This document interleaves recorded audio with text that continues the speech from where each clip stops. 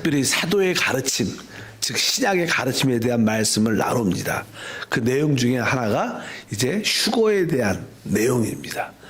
신약 성경에 워낙 휴거에 대한 말씀이 많이 기록되어 있습니다. 휴거는 사실 하나님의 구원의 최종 완성이다. 우리가 부활의 몸을 갖는 것, 이것이 하나님의 구원의 최종 완성이고, 우리가 구속의 영광스러운 몸을 가질 때 진짜 하나님의 아들로 온전히 세워져서 그리스도와 함께 모든 것을 다스리는 최고의 축복에 참여하게 되는 것입니다. 어제 특별히 그러면 휴거가 어느 때 임하는가, 시기에 대한 그런 말씀. 네, 성경에 이제는 휴거의 때를 정확하게 말하지만 많은 예언들의 말씀이 있습니다. 이런 환경, 이런 일들이 일어나면 바로 그때 인자가 가까이 온 것을 알라. 우리가 어제 말씀을 다시 한번 읽어보니까 마태복음 24장 32절 33절에 무화과 나무의 비유를 배우라. 그 가지가 연하여지고 잎사귀를 내면 여름이 가까운 줄 아나니 이와 같이 너희도 이 모든 일을 보거든 인자가 가까이 곧 문 앞에 이른 줄 알라. 그래서 무화과 나무의 비유, 무화과는 나무는 이스라엘을 상징하는데 이제 그 이스라엘이 결국 로마에 의해서 완전히 나라가 멸망을 하죠. 그래서 2000년 동안 나라가 아니라 없어졌었어요. 그런데 이제 하나님의 때에 다시 한번 무화과 나무에 잎이 나고 싹이 나는 새로운 시작을 갖게 되는데, 그래서 우리가 역사적으로 보면 1948년에 바로 이스라엘 나라가 팔레스타인 땅을 다시 한번 얻고 나라가 독립되는 그런 말씀이 실제적으로 있었습니다.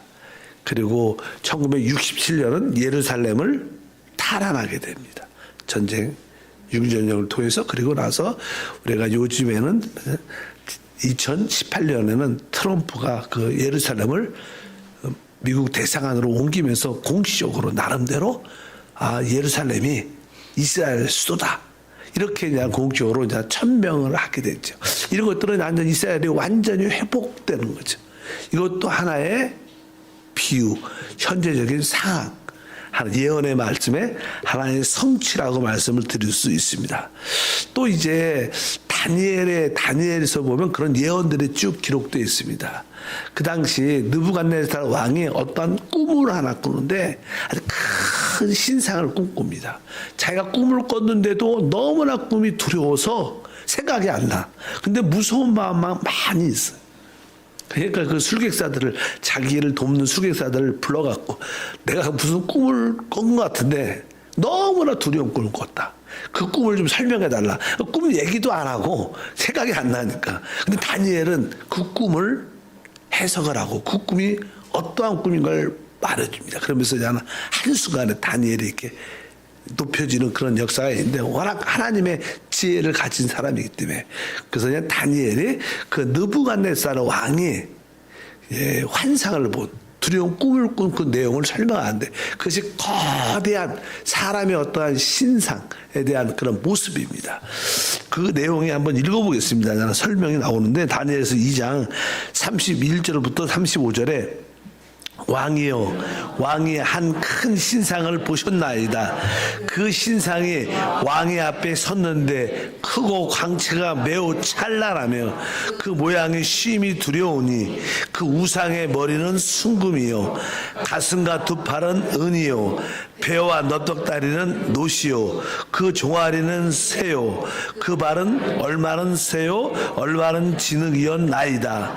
또 왕이 보신즉 손대지 아니한 돌이 나와서 신상의 새와 진흙의 발을 쳐서 부서뜨림에 그때 새와 진흙과 녹과 은과 금이 다 부서져 여름 타작마당에 겨같이 되어 바람에 불려간 곳이 없었고 우상을 친 돌은 태산을 이루어 온 세계에 가득하였나이다. 그러니까 이 사람의 큰 신상을 보게 됩니다. 사람의 모습인데 거대한 인상을 보게 되는데, 자, 사실 이 신상은 우리가 말하면 앞으로 이 세상의 인간 정보를 하나로 묘사하는 겁니다. 뭐 사람의 모습이니까 인간 정보. 지금 이 세상은 인간 정보들이 다스려 있잖아요. 그래서 첫 번째 이제는 머리는 금으로 돼 있다. 근데 그게 이제는 보통 이제는 뒤에 보면 우리 다니엘이 설명합니다. 바로 이것은 머리가 금으로 된 것은 바로 왕을 말하는 것이다. 그 당시가 그냥 바벨론이니까. 그러니까 이 세계를 이끌어갈 때 첫 번째 바벨론 제국이 이 세계를 통제하고 이끌어갑니다. 정복해갖고. 그래서 첫 번째 머리가 바벨론 제국이 강한 나라가 돼서 바로 이 세계를 인간 정부를 전체적으로 이끌어가는. 근데 바벨론은 알다시피 뒤에 보니까 이제는 두 어깨와 가슴 이렇게 서로 두 어깨와 가슴 그러면서 이것이 메데아 바사 페르시아를 이해합니다. 메데에 의해서 이 바벨론이 멸망을 당하고 결국 이 같이 동조했던 이 페르시아가 이 메데를 통합해 갖고 이 세계를 이끌어갑니다. 두 어깨 그러니까 메데아 바사 페르시아 그다음에 넓은 이 가슴. 이게 일면 역사가 그냥 그렇게 이끌어가죠. 페르시아. 그 다음에 그 다음이 이제는 이 배와 넓적다리, 엉덩이 같이 이렇게 넓은 배. 이것이 이제는 보면 헬라 제국. 그게 이 페르시아가 그리스 헬라 제국에 의해서 알렉산더에 의해서 멸망을 당합니다. 그러니까 그 세계가 통치됐죠. 그런 가운데 있다가 이 헬라 제국은 이 강한 두 발, 이렇게 얘기하죠. 두 발. 로마 시대, 로마 제국이 결국 헬라를 멸망시켜서 이 세계를 이끌고 가잖아요. 그리고 나서 이제 로마가 그냥 동로마, 서로마 나중에 나누어지잖아요. 그래서 아마 그래서 두 발로 표현을 쭉 한 것 같아요. 그리고 나서 그냥 마지막 맨 밑에는 뭐예요? 뭐 두 발이죠. 두 발. 여기 5발꼬락, 여기 5발꼬락. 10발꼬락 시대 이렇게 보통 말을 합니다. 근데 이게 반은 어느 정도는 철이고 어느 정도 진흙이다. 그래서 잘 섞이지가 않는다. 로마 제국이 이렇게 멸망한 후에 많은 흐름이 쭉 지금도 로마 제국의 멸망 후에 가운데 우리들도 다 모든 이제 헌법도 로마 헌법의 그 로마 제국의 헌법의 기초에서 그런 것이 다 형성됐죠. 민주주의 같은 게 다 그렇게 시작되는데 결국 이 마지막 시대에는 이 두 발 철과 어떤 진흙가의 그 섞임이 잘 안 되는 그런 시대. 그래서 우리가 뭐 역사적으로 보면 아마 이게 공산주의, 사회주의와 민주주의, 자본주의 어떤 두 갈래 세상이 지금 그렇게 흘러가고 있잖아요. 그리고 한편적으로 그냥 사상적인 두 갈래. 요즘에 보면 진보 보수가 쫙 갈라져 있잖아요. 그런 시대로 이제 분열되어 있습니다. 마지막 그럴 가운데 그냥 하늘에서 돌이 날아와서 그 발을 딱 치니까 인간의 그 신상이 한 번에 쫙 무너져. 인간 정부가 이제 끝나는 거죠. 주님이 오셔도 이 세상은 끝나죠. 이러한 자는 꿈을 이제 다니엘이 해석을 해주는 겁니다. 근데 우리가 보면 이 마지막 시대 두 발, 뭐 10발꼬락 시대 그 시대인데 지금이 그렇게 뭐 사회주의든 민주주의, 자본주의든 간에 그런 어떤 갈등의 문제, 철과 진흙이 돼갖고 섞여지지 않는 이념 갈등의 그런 시대 가운데 있을 때 하늘에서 돌이 날아와서 인간 정부를 무너뜨리는. 그것도 이제 우리가 살고 있는 시대, 10발꼬락 시대라고 보통 그래요. 지금 우리가 살고 있는 그런 시대에 우리가 살고 있는데 아마 이것도 마지막 하나님 예언의 성취다. 이런 모습을 우리가 또 하나 알 수 있습니다. 또 이제 앞으로 다니엘서 9장에 보면 앞으로 적 그리스도가 나타나서 아주 뛰어난 언변, 아주 어떤 추진력, 어떤 트럼프 같아. 트럼프라고 말하지 않지만 트럼프 같은 비슷한 사람이 아주 막 이 세계를 어떤 갖고 노는 것도 아니지만 관세 전쟁하면서 막 모든 것을 씌워잡는 말도 현란하고 능란하고 아주 계략도 많고 똑똑도 하고 그런 어떤 앞으로 이제 세계를 통치하는 어떤 지도자가 나타나갖고 그가 이제 세계 평화의 어떠한 조약을 이스라엘과 더불어 맺습니다. 여기 그런 말이 나오죠. 다니엘서 9장 27절에 그가 장차 많은 사람들과 더불어 한 이레 동안에 언약을 굳게 맺고 그가 그 이레의 절반에 제사 예물을 금지할 것이며 또 포악하여 가증한 것이 날개를 의지하여 설 것이며 또 이미 정한 종말까지 진노가 항파에게 자에게 쏟아지리라 하였느니라 하니라. 그러니까 여기에 이제는 그 한 사람이 이렇게 나타나서 이제는 세계 지도자가 나타나서 한 이래 동안 써죠. 더불어 이스라엘 백성, 이스라엘과 또 주변 국가들과 세계 많은 나라들과 평화 조약을 맺고 이 세계를 하나됨으로 이끌어가는 그런 과정 가운데, 그런데 여기 보니까 처음에 7년, 한 이래가 7년이니까 3년 반 동안은 아주 사실 이스라엘 백성들과 평화 협정을 이렇게 맺는 가장 중요한 이슈 중에 하나는 이 유대인들의 꿈은 보니까 그 하나님의 그 성전이 재건돼서, 우리가 보통 제3 성전이라 그러죠. 그것을 재건돼서 거기서 하나님, 야훼 하나님을 예배하는 게 그들의 최고의 꿈이고 소망이었어요. 그래서 그들은 많은 사람들이 그 제3 성전이 다시 한번 재건될 수 있도록 모든 준비를 다 해놨는데, 지금 거기 이제 이슬람 회교 사원이 바로 옆에 있기 때문에 그것이 잘 이루어지지 않는 그런 갈등 가운데 있는데, 결국 마지막 이 세계 통치자가 나타나서 서로 조율을 하죠. 서로 윈윈하면서 이스라엘들에게는 내가 너희 성전 크게 원하니까 질 수 있도록 도와주고, 또 아마 이슬람 교회 관련된 사람들은 아마 어떠한 경제적인 정치적인 도움을 많이 줄 것이고, 모든 것이가 그 평화를 이루어내는, 그러면서 세계를 통치하는데 이 3년 반은 그것이 이루어지다가 3년 반 후에는 뒤에 보니까 아까 가증한 것이 날개를 의지하여 설 것이며, 이것은 다른 뜻이 아니라 그 하나님의 회복된 그 성전에 우상의 가증한 것을 설치하, 거기다 세워서 자기가 하나님이다, 나를 경배하라고, 이런 그런 일들이 생긴다는 거예요. 그냥 그렇게. 그러니까 알다시피 유대인들은 결코 우상을 숭배하지 않죠. 그들은 왜 옛날에 바벨론한테 멸망당했을 때도 주전 600년 전에 우상을 숭배해서 그들이 멸망당하는 것을 그들이 뼈저리게 알아요.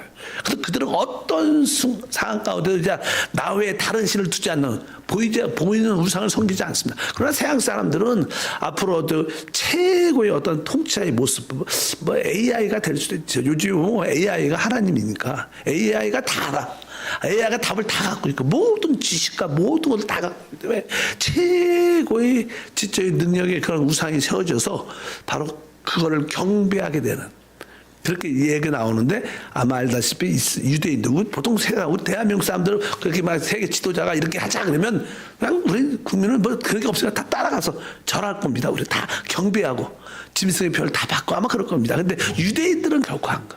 우리는 결코 우상을 숭배하지 않겠다. 그러니까 핍박을 마지막 때 받게 되고, 적그리스도에서 멸망을 당할 수밖에 없는 그런 마지막 상황에서 주님이 오셔서 그들을 구원하는 거예요.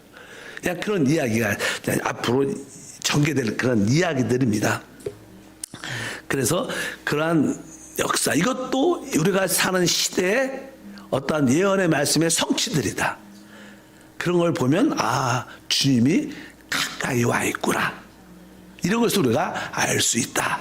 우리는 사실 그런 시대에 삽니다. 근데 우리가 말하는 7년, 한 이래 동안 7년 동안 평화조약을 맺는데, 전반 3년 반은 잘 평화조약이 그대로 잘 이행되다가 후반 3년 반에는 그것이 깨트리면서 이 적그리스도가 자기가 이 세상을 3년 반 동안 아주 강하게 적그리스도에 의해서 세상이 통치되는 그런 시대가 오게 되는데, 그래서 그것을 우리가 보통 3년 반이라고 말합니다.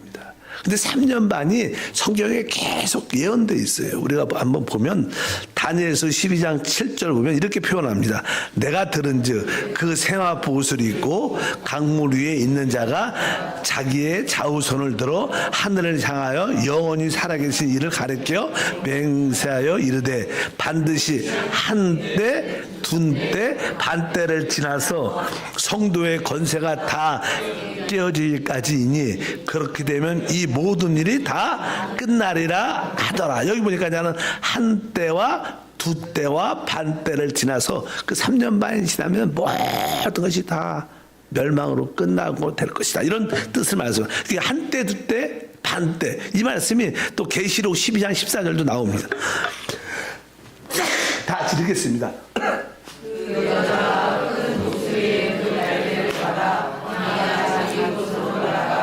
그 뱀의 낯을 피하여 한 때와 두 때와 반 때를 양육받으매. 그러니까 이제는 3년 반 후 3년 반 동안 이스라엘의 큰 핍박과 환란을 적그리스도에서 또 적그리스도를 따르는 많은 열국에 의해서 고통을 당하는데 하나님께서 거기에 특별히 그들을 그 안에 믿음의 사람들을 한때 반때 두 때를 양육해 준다. 이게 3년 반입니다. 근데 3년 반이라는 단어가 이제는 한때 두 때 반때 이렇게도 표현하고 또 우리가 시기적으로는 42달이에요. 42달. 근데 42달의 단어가 계시록 11장 2절에 보니까 성전 바깥마당은 측량하지 말고 그냥 두라. 이것은 이방인에게 주었은즉 그들이 거룩한 성을 42달 동안 짓밟으리라. 그러니까 사실 그 7년 평화조약 때 제3성전이 완공돼서 잘 3년 반 동안 이루어지다가 적그리스도가 그 성전을 강탈하고 자기의 우상을 세우면서 자기를 경배케 할 때 그 후 3년 반은 42달입니다. 그래서 그가 42달을 여기 뭘 말하는가 짓밟게 될 것이다. 42달이 3년 반입니다.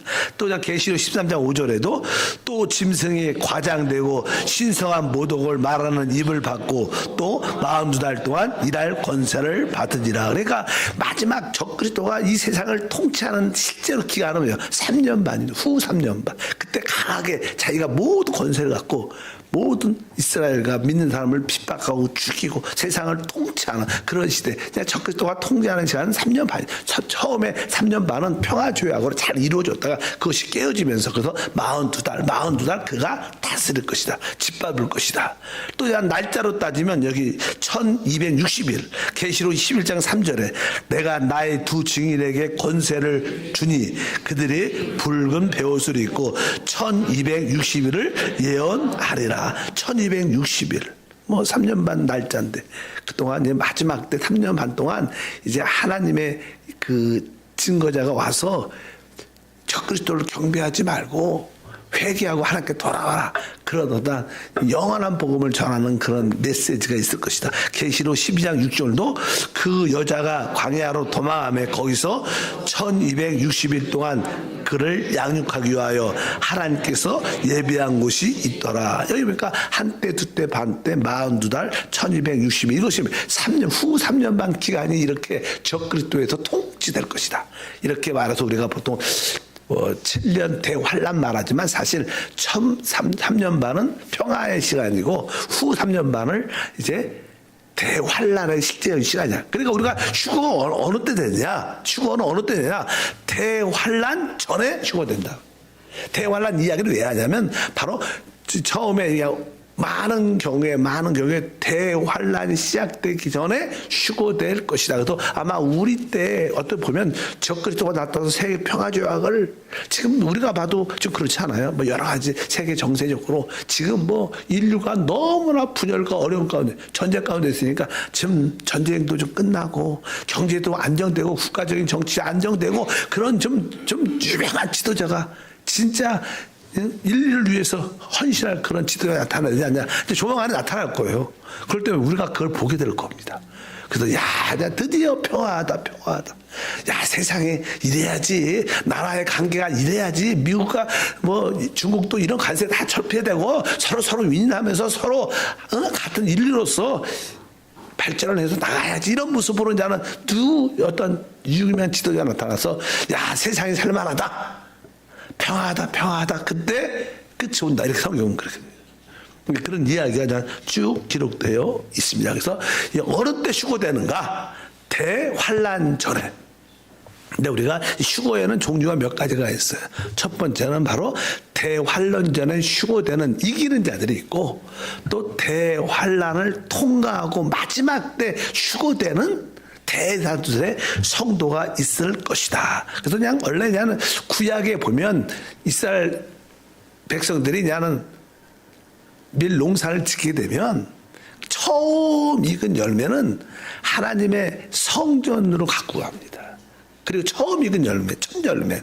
그리고 나서 이제 나중에 또 전체적으로 추수한다는 것은 그것은 곡간으로 갖고 가게 돼 있어요. 그래서 이렇게 추수에도 추수가 휴거를 의미하니까 추수에도 두 개 부류로 나누어진 것처럼 아마 휴거도 그럴 것이다 이렇게 생각을 하죠. 우리가 처음에 출애굽기 23장 19절에 보면 내 토지에서 처음 거둔 열매의 가장 좋은 것은 가져다가 너희 하나님 야훼의 전에 드릴지라. 하나님 전에 갖고 와라. 곡간이 아니라 하나님의 성전으로 갖고. 그러니까 이 땅에서 진짜 믿음으로 하나님을 가장 기쁘게 한 아름다운 그리스도의 신부된 이기는 자들은 누구한테? 하나님께 보좌로 올라가요.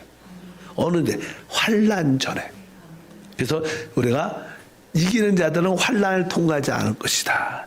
그러나 대다수 이기는 자들은 이미 준비가 다 돼. 영적으로 성장하고 준비됐으니까 그냥 데리러만 가면 되는데 많은 성도들은 깨어있지 않고 준비되지 않았어요. 그러면서 그들도 이렇게 휴거가 되는 어떠한 환난과 과정을 통과하면서 깨어있고 기도하고 부르짖고 순교를 당하면서 그들도 이기는 자가 돼서 휴거가 될 것이다. 그런 의미입니다. 그래서 우리는 어쩌든지 대환난을 통과하지 않고 이기는 자가 되는 그런 축복에 참여해야 될 줄 믿습니다. 그래서 아까 그 처음에 익은 열매, 그래서 성경엔 기록되어 있습니다. 처음 익은 열매. 계시록 우리 14장 1절에서 3절과 5절 읽겠습니다. 또 내가 보니 보라 어린 양이 시온산에 섰고 그와 함께 14만 4천이 서 있는데 그들의 이마에는 어린 양의 이름과 그 아버지의 이름에 쓴 것이 있더라. 그들이 보좌 앞과 내 생물과 장로들 앞에서 새 노래를 부르니 땅에서 속량을 받은 14만 4천 밖에는 능히 이 노래를 배울 자가 없더라. 이 사람들은 여자와 더불어 더럽히지 아니하고 순결한 자라. 어린 양이 어디로 인도하든지 따라가는 자며 사랑 가운데서 속량을 받아 처음 익은 열매로 하나님과 어린 양에게 속한 자들이니 그 입에는 거짓말이 없고 흠이 없는 자들이더라. 여기니까 아까 1절에 또 내가 보니 보라 어린 양이 시온산에 서 있다. 여기 하늘에 있는 시온산, 보좌에 있는 시온산을 의미합니다. 그들이 시온산에 있는데 거기에 누가 있어요? 14만 4천이 함께 있더라. 근데 이 사람들은 뒤에 아까 5절에 4절에 처음 익은 열매다. 처음 익은 열매는 바로 시온산, 하나님 보좌에 있는 시온산으로 그들이 올려가는. 사실 그들은 어린 양을 따라다니니까 휴거됐다 여기 설명을 안 하지만 어린 양을 계속 여기 말씀하니까 그들은 이 사람들은 여자와 더불어 더럽히지 아니하고 순결한 자라. 어린 양이 어디로 인도하든지 따라가는 자며. 그러니까 우리 주님을 계속 따라가니까 그 주님과 한영된 생활을 하니까 당연하게 보좌에 가 있는 거예요. 우리가 특별히 휴거 이런 얘기 안 해도 여러분들이 주님과 한 영을 따라 살면 자연스럽게 여러분들은 주님의 보좌에 함께 서 있는 그런 은혜를 받게 됩니다. 휴거를 기다려야 되는데 옷도 빨고 신것을 입고 모욕도 제기하고 이런 개념은 아니고 여러분들이 주님과 한영된 삶을 하면 그런 역사가 함께 할 것이다. 그리고 마지막 그리고 나서 대다수 성도들은 추수에서 공중으로 올라가야 되는데 그 추수에 대한 그 14장 똑같은 이야기입니다. 처음 익은 예배가 나오고 대다수 추수에 대해서 14절과 16절 읽어보니까 또 내가 보니 흰 구름이 있고 구름 위에 인자와 같은 이가 앉으셨는데 그 머리에는 금 면류관이 있고 그 손에는 예리한 낯을 가졌더라. 또 다른 천사가 성전으로부터 나와 구름 위에 앉으신 이를 향하여 큰 음성으로 외쳐 이르되 당신의 낯을 시들러 거두소서.